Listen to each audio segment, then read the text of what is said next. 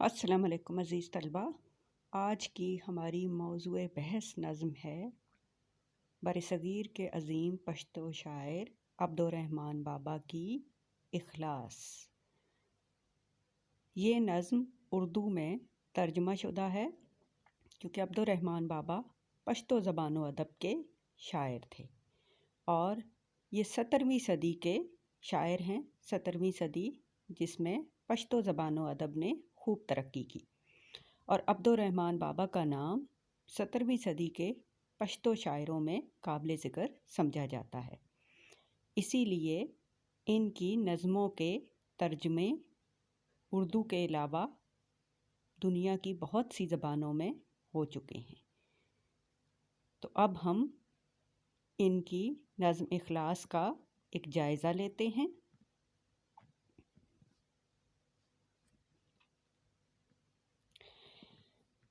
یہ نظم جیسا کہ میں ذکر کر چکی ہوں کہ عبدالرحمن بابا کی لکھی ہوئی ہے اور ترجمہ شدہ نظم ہے، اور اس کے مترجم ہیں محمد طٰہٰ خان۔ اس کے علاوہ یہ جس کتاب سے لی گئی ہے، یعنی اس کا جو ماخذ ہے وہ متاع فقیر ہے۔ یہ ساری چیزیں جو کہ فیڈرل بورڈ کے اگر ہم پیٹرن کو پیپر پیٹرن کو دیکھیں تو اس میں معروضی یعنی آبجیکٹو کے نقطۂ نظر سے بہت اہم ہے کہ نظم کا نام کیا ہے، اس نظم کے شاعر کون سے ہیں، اگر وہ ترجمہ شدہ نظم ہے تو پھر اس کے مترجم کون ہیں، اور اس کے علاوہ سب سے ایک اہم سوال یہ بھی ہوتا ہے کہ وہ نظم کس مجموعہ کلام سے لی گئی ہے، یعنی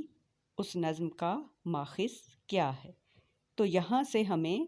4 طرح کے معروضی سوال مل جاتے ہیں، یعنی اخلاص کے شاعر عبدالرحمن بابا ہیں، اور یہ نظم اردو میں نہیں ہے بلکہ پشتو زبان میں ہے،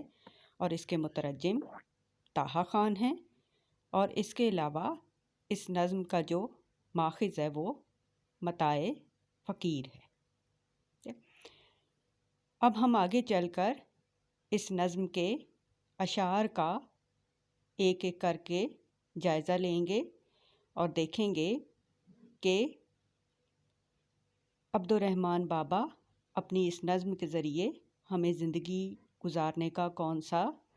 درس دے رہے ہیں، کیونکہ عبدالرحمن بابا کی شاعری کو اگر دیکھا جائے تو عبدالرحمن بابا کی شاعری ایک نصیحت ہے، زندگی گزارنے کے اصول اس میں بتائے گئے ہیں، اور انسانیت کے لیے ایک پیغام ہے۔ عبدالرحمن بابا کی شخصیت کا اگر جائزہ لیا جائے تو عبدالرحمن بابا 17ویں صدی کے عظیم شاعر ہیں پشتو زبان کے۔ 1653 یعنی 1653 ان کی پیدائش کا سال، اور 1711 ان کی وفات کا سال ہے۔ 17ویں صدی کو اگر دیکھا جائے تو 17ویں صدی پشتو زبان و ادب کا دور زریں تھا، یعنی سنہری دور تھا کہ جس میں پشتو زبان و ادب نے بہت ترقی کی۔ اس صدی میں بہت سے پشتو زبان و ادب کے شاعروں کے نام ہمارے سامنے آتے ہیں، جن میں خوشحال خان خٹک، عبدالحمید مومن، عبدالقادر خٹک، اشرف خان ہجری اور معز اللہ محمد کے ساتھ عبدالرحمن بابا کے نام قابل ذکر ہیں۔ عبدالرحمن بابا نے اپنی ساری زندگی اپنے آبائی گاؤں بہادر کلے ہزار خانی پشاور میں گزاری۔ ان کی شاعری میں فطرت اور حقیقت کا رنگ غالب نظر آتا ہے۔ اس کے علاوہ ان کے اشعار ماضی، حال اور مستقبل کے آئینہ دار ہیں۔ اگر موضوع کے لحاظ سے دیکھا جائے تو ان کے اشعار میں تصوف اور عشق حقیقی کا موضوع چھایا ہوا ہے، یعنی ہمیں اور کوئی دنیاوی موضوعات نہیں ملتے۔ اشعار ابدی زندگی کے لیے پند نامہ اور قرآن و احادیث کی تشریح بھی سمجھے جاتے ہیں۔ ابدی زندگی یعنی آخری زندگی، جیسے کہ ہم مسلمانوں کا ایمان ہے کہ یہ دنیاوی زندگی عارضی ہے، اور ایک دن کل نفس ذائقۃ الموت، یعنی ہر شخص نے موت کا ذائقہ چکھنا ہے اور پھر ایک نہ ختم ہونے والی زندگی گزارنی ہے، اور اس زندگی کا انحصار ہمارے دنیاوی اعمال پر ہوگا۔ تو اس عبدالرحمن بابا کی شاعری کے ذریعے ہمیں یہ نصیحت، زندگی گزارنے کے اصول ملتے ہیں کہ زندگی کن اصولوں پر گزارنی چاہیے اور ابدی زندگی میں اپنے لیے کیسے بہتری کی طرف آیا جا سکتا ہے۔ اس کے علاوہ قرآن اور احادیث کی تشریح بھی ان کے اشعار سمجھے جاتے ہیں، اس لیے کہ قرآن اور احادیث میں زندگی گزارنے کے اصول سکھائے گئے ہیں، تو ان کی شاعری میں بھی انسانوں کو انسان بنانے کا درس دیا گیا ہے۔ ان کا جو دیوان ہے، دیوان کسی بھی شاعر کی شاعری کے مجموعے کو کہتے ہیں، تو ان کے دیوان کے تراجم دنیا کی مختلف زبانوں میں ہو چکے ہیں، کیونکہ جو ایسے شاعر حضرات ہوتے ہیں ان کی شاعری کسی ایک خطے، کسی ایک قوم یا کسی ایک نسل کے لیے نہیں ہوتی، نہ ہی ان کا مخاطب طبقہ کوئی خاص مخصوص ایک گروہ ہوتا ہے، تو اس لیے ان کی شاعری کے تراجم دنیا کی مختلف زبانوں میں موجود ہیں تاکہ ساری انسانیت ان کی شاعری سے فیض حاصل کر سکے۔ اگر ہم ان کے اس نظم کے پہلے شعر کی طرف آتے ہیں تو ہمدوش ثریا ہے مقام اخلاص، جو ملتا ہے غلام اخلاص۔ مشکل الفاظ دیکھے جائیں تو ہمدوش ثریا، ثریا آسمان کا بلند ترین مقام، اور ہمدوش کا مطلب ہوتا ہے اس کے برابر، تو اخلاص کا مرتبہ اور مقام جو ہے وہ آسمان کے بلند ترین مقام ثریا کے برابر ہے، اور دنیا میں جو شخص بھی ہمیں ملتا ہے وہ اس خلوص کے جذبے کا، اخلاص کی اس خوبی کا غلام ہمیں دکھائی دیتا ہے۔ یا ہم یہ بھی کہہ سکتے ہیں کہ دنیا میں جو ہمیں عنایات اللہ کی طرف سے برکتیں، رحمتیں ہم پر نازل ہوتی ہیں، تو وہ اسی نیت کے، خلوص کے جذبے کے باعث ہمیں ملتی ہیں، کیونکہ اللہ تعالیٰ نیتوں کا حال جانتا ہے، اور خلوص کا جذبہ، یہ خوبی انسان کے لیے بہت اعلیٰ خوبی ہے، جیسے کہ عبد الرحمن بابا کہتے ہیں کہ اس خوبی، اس اچھائی کا مرتبہ بہت بلند ہے، اور بلندی کو سمجھانے کے لیے وہ کہہ رہے ہیں کہ اتنا بلند ہے کہ جیسے آسمان، اور بلند ترین آسمان کا جو مقام ثریا ہے اس کے برابر اس خوبی کا مرتبہ اور مقام ہے۔ اور دنیا میں جو بھی شخص آپ کو ملے گا، کوئی بھی ایسا شخص نہیں ملے گا کہ جو خلوص کے جذبے کو پسند کرنے والا نہ ہو یا خلوص کے جذبے کا چاہنے والا نہ ہو۔ یعنی یہ ایک عام سمجھ والی بات ہے کہ کوئی شخص ایسا نہیں ہے کہ جو یہ چاہے کہ اس کے ارد گرد یا اس کا تعلق جن لوگوں سے ہے تو وہ منافق لوگ ہوں، یا منافق لوگوں کو وہ خود سے پسند کرے گا، خود سے ان کا انتخاب کرے گا۔ تو ہم دوسرے مصرے سے یہ بھی کہہ سکتے ہیں کہ ہمیں دنیا میں جس شخص سے ملیں گے وہ اس خوبی کو، اس اخلاص کے جذبے کا چاہنے والا، اس کو پسند کرنے والا ہمیں ملے گا۔ کیونکہ نظم میں ہم نے حوالے میں بھی اشعار لکھنے ہوتے ہیں، تو اس کے حوالے میں یہ خوبصورت سا شعر لکھا جا سکتا ہے کہ ہر ایک چاہتا ہے اخلاص سراسر، ہر ایک کو درکار ہے یک طرفہ مخلصی۔ اگر حوالے کے اس اشعار کو سمجھا جائے تو وہی بالکل اس موضوع کے مطابق ہے، نظم اخلاص کے پہلے شعر کے مطابق، کہ ہر بندہ دنیا میں اخلاص کو ہی چاہتا ہے سراسر، یعنی مکمل طور پر اس جذبے کا چاہنے والا ہے، اس جذبے کو پسند کرنے والا ہے، اور جس شخص سے بھی آپ ملیں گے تو وہ یہی کہے گا کہ اس کا تعلق جن لوگوں سے ہو یا دنیا میں دنیاوی معاملات میں اس کو ہر طرف سے مخلص اور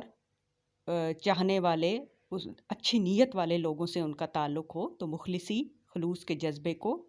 ہر کوئی پسند کرتا ہے، اور ہر کسی کو مخلصی درکار یعنی چاہیے ہوتی ہے۔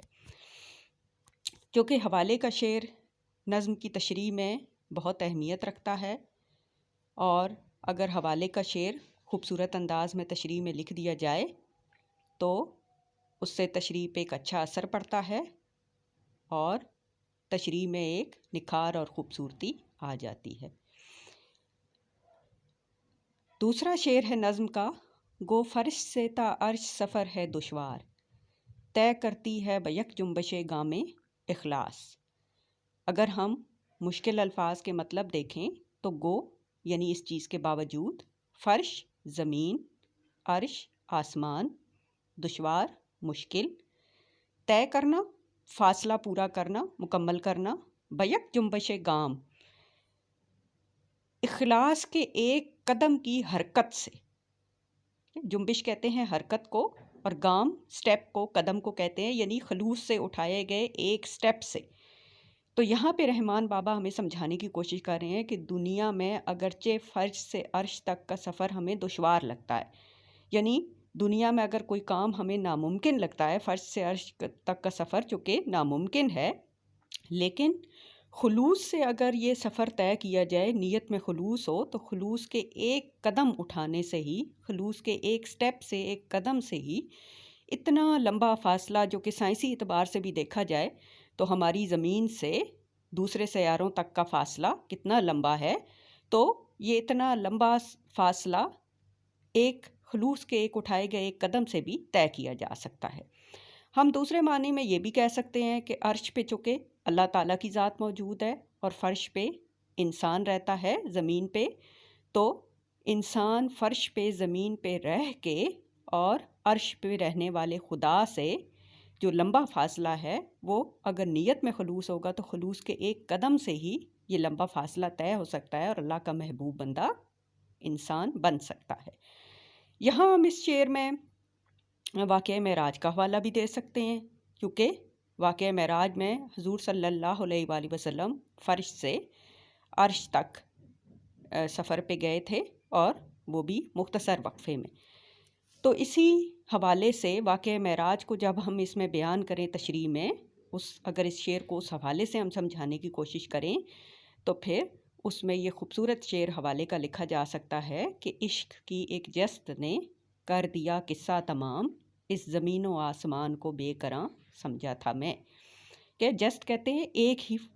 قدم سے، ٹھیک ہے، ایک ہی چھلانگ سے، جیسے ہوتا ہے نا کہ ایک ہی چھلانگ لگائیں تو آپ سارا فاصلہ طے کر لیں، ٹھیک ہے۔ تو قصہ تمام یعنی سارے قصے کو، سارے فاصلے کو ختم کر دیا، اس زمین و آسمان کو بے قراں سمجھا تھا یا میں، یعنی اس کی تو پہلے ہی شاعر کہتا ہے کہ میں ہی سمجھتا تھا کہ اس کی کوئی حدیں نہیں ہیں اور اس فاصلے کو طے کرنا ناممکن ہے، لیکن اگر عشق ہوگا، عشق سچا ہوگا، تو عشق الہی میں انسان، فرش پہ بیٹھا ہوا انسان، زمین پہ رہنے والا انسان،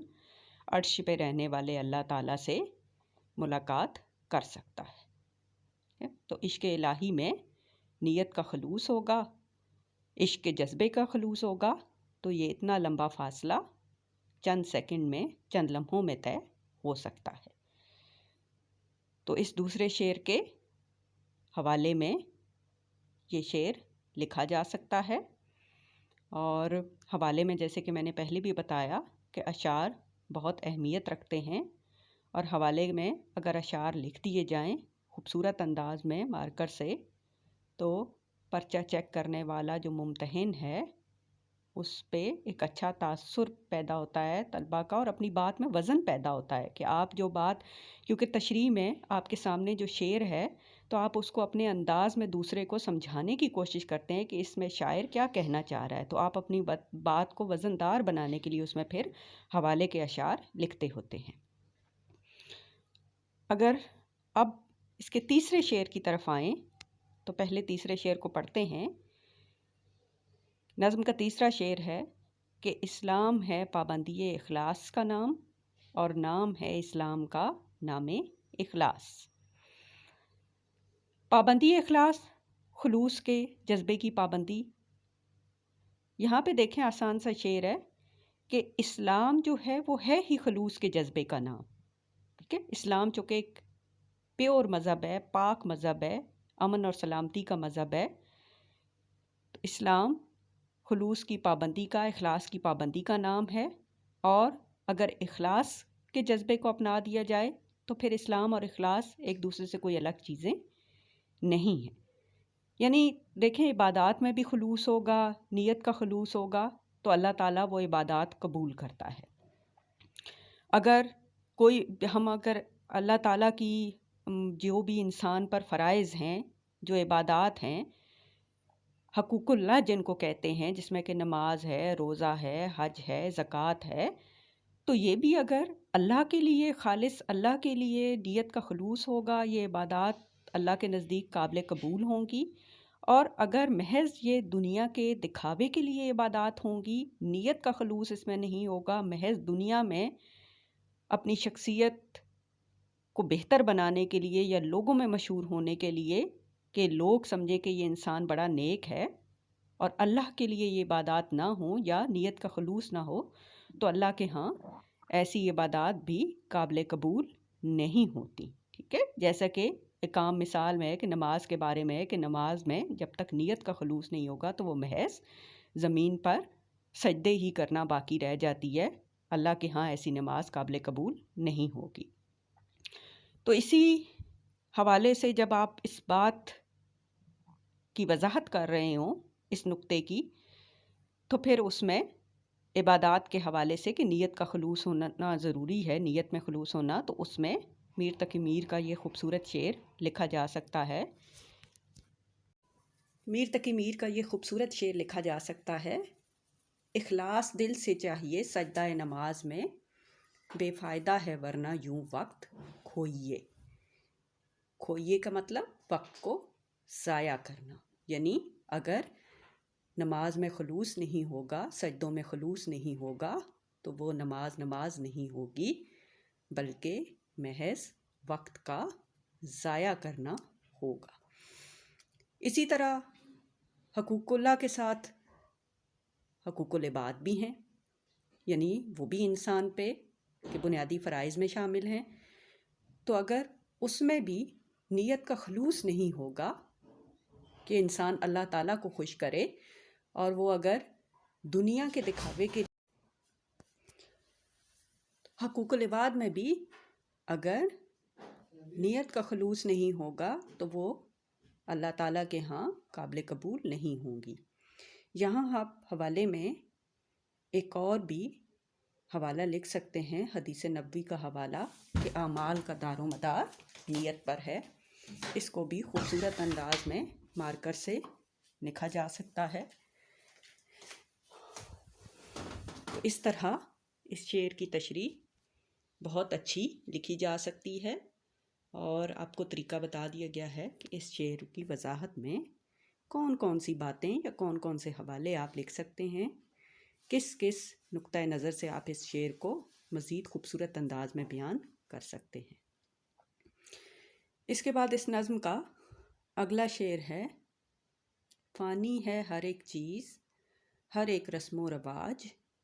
باقی ہے مگر ایک دوام اخلاص.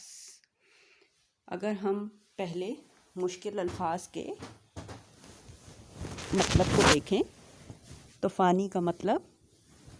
فنا ہو جانے والی چیز، مٹ جانے والی چیز. رسم و رواج، طور طریقے، دنیاوی قوانین جو کہ قبیلے، ملک باہم مل کر بناتے ہیں، دنیا کے جو قانون، دنیاوی لاز جو ہوتے ہیں. اور باقی ہے مگر ایک دوام اخلاص، دوام ہمیشہ کی زندگی. یہ فانی کا الٹ ہے. فانی کا مطلب مٹ جانے والی چیز، اور دوام ایسی زندگی جو ہمیشہ ہمیشہ کے لیے ہو اور جس میں فنا نہ ہو. اب اگر ہم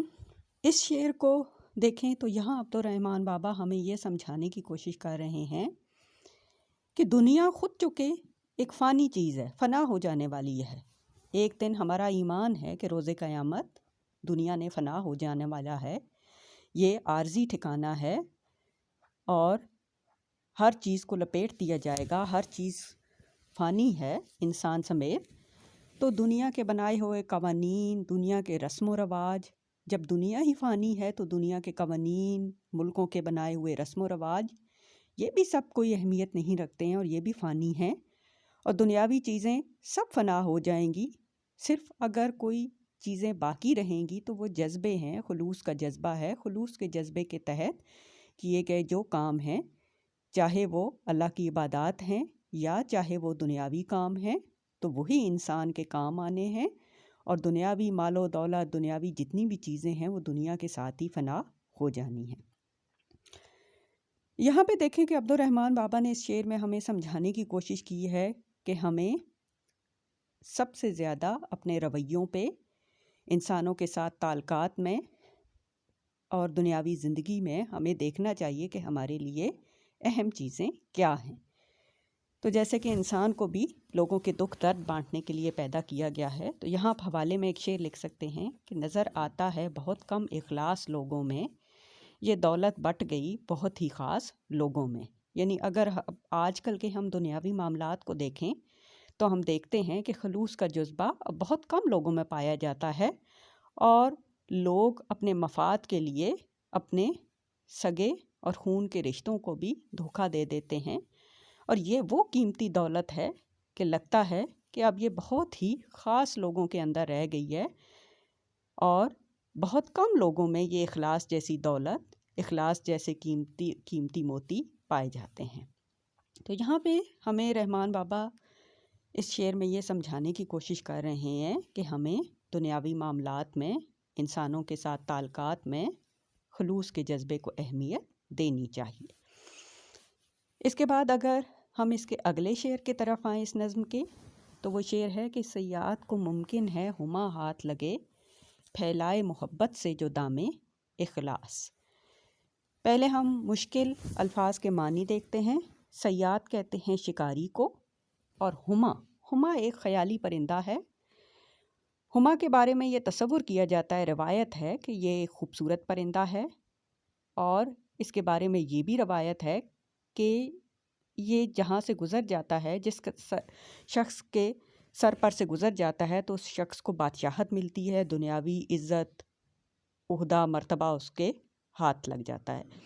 تو ہما کے بارے میں یہ ایک روایت ہے. پھیلائے محبت سے جو دام اخلاص. دام جال، وہ جال جو پرندوں کو پکڑنے کے لیے شکاری بچھاتا ہے، اس کو دام کہتے ہیں. تو یہاں پہ اس شعر میں رحمان بابا کہہ رہے ہیں کہ اگرچہ ہما جیسا نایاب پرندہ کسی شکاری کے ہاتھ نہیں لگتا ہے، لیکن اگر خلوص سے دام یعنی جال بچھایا جائے گا، اور نیت یہ ہوگی کہ ہما جیسے پرندے کو بھی اپنے جال میں گرفتار کرنا ہے، تو پھر صیاد کے لیے، شکاری کے لیے یہ ممکن ہو جاتا ہے کہ وہ اپنے جال میں، اپنے دام میں ہما جیسے پرندے کو بھی گرفتار کر لے. یہاں دیکھیں، ہم اس شعر کو یوں بھی سمجھ سکتے ہیں کہ دنیا میں جو بظاہر ناممکن کام نظر آتا ہے انسان کو، اگر خلوص کے جذبے کے تحت اس کام کو کرنے کا ارادہ کیا جائے گا، تو اللہ تعالیٰ اس کے ہر ناممکن کام کو اس کے لیے ممکن بنا دیتا ہے. اور ہما جیسا پرندہ، جو کہ ایک علامت ہے یہاں پہ کہ جو نایاب دنیا میں سمجھا جاتا ہے، تو اس کو بھی شکاری اپنے دام میں گرفتار کر سکتا ہے. ٹھیک ہے، یہاں آپ کے سامنے ایک ہما پرندے کی ایک تصویر ہے، جو کہ خیالی پرندہ ہے، تو اس کی ایک خیالی سی تصویر ہے. اس کے بعد اس نظم کا اگلا شعر ہے، حاجت نہیں اخلاص کی کچھ باد فنا، قائم کرو ہستی میں نظام اخلاص. مشکل الفاظ کے معنی دیکھے جائیں تو حاجت کا مطلب ہے ضرورت، باد فنا مرنے کے بعد،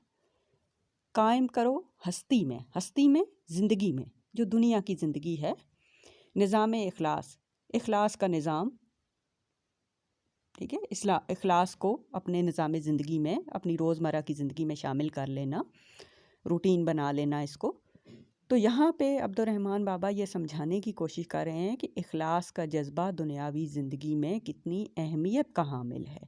اور بار بار اس نظم میں یہی احساس دلا رہے ہیں، یہی نصیحت کرتے ہمیں نظر آ رہے ہیں کہ اے انسانوں، اے غافل انسانوں، اے نادان انسانوں،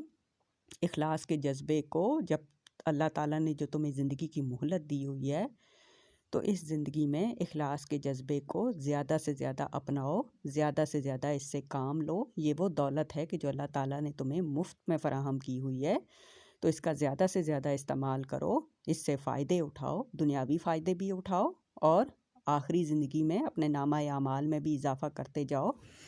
کیونکہ اخلاص کے جذبے کا تعلق انسانوں سے، دنیاوی معاملات سے ہے، اور جب مرنے کے بعد تو پھر اس جذبے کی ضرورت نہیں ہوگی، کیونکہ مرنے کے بعد دنیا سے انسان کا تعلق ختم ہو جاتا ہے،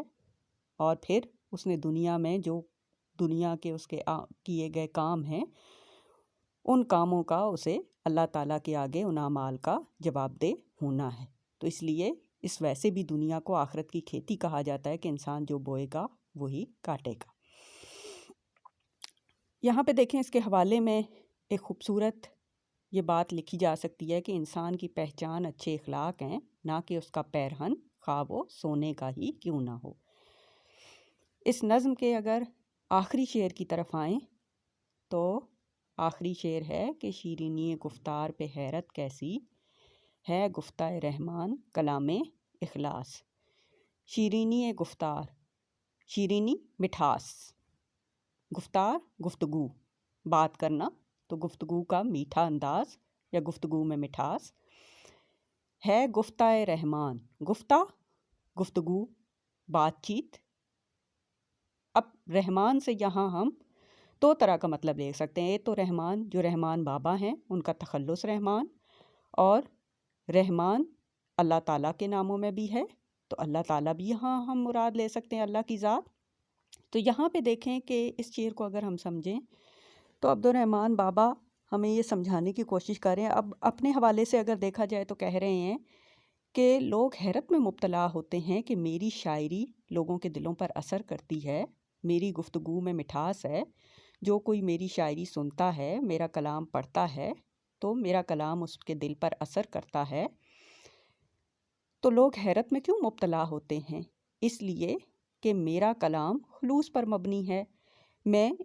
انسانوں کا مخلص ہوں، میں ان کا بھلا چاہتا ہوں، میں چاہتا ہوں کہ ان کی دنیاوی زندگی بھی بہتر ہو اور ان کی ابدی زندگی بھی بہتر ہو، کیونکہ ابدی زندگی کا انحصار بھی ہماری دنیاوی زندگی کے معاملات پر ہے۔ تو میرا کلام چونکہ خلوص پر مبنی ہے، اس میں کوئی ملاوٹ نہیں ہے، میں لوگوں کا، انسانوں کا ہمدرد ہوں، ان کو نصیحت کرتا ہوں، ان کو غفلت سے جگاتا ہوں، تو اس لیے میری گفتگو میں وہ مٹھاس، وہ شیرینی ہے کہ جو لوگوں کے دلوں پر اثر کرتی ہے۔ ہم یہاں اگر رحمان سے مراد اللہ تعالیٰ کی ذات لیں تو اللہ کا کلام یعنی کلام پاک بھی، اس میں بھی جو کوئی اس کو سنے گا تو وہ کلام دل پر اثر کرتا ہے اور انسان اپنی دنیاوی اور ابدی زندگی کو بہتر بنا سکتا ہے۔ یہاں پہ دیکھیں اس حوالے میں، اس شعر کے حوالے میں آپ یہ شعر لکھ سکتے ہیں کہ گفتگو میں وہ حلاوت، وہ عمل میں اخلاص، اس کی ہستی پہ فرشتے کا گماں ہو جیسے۔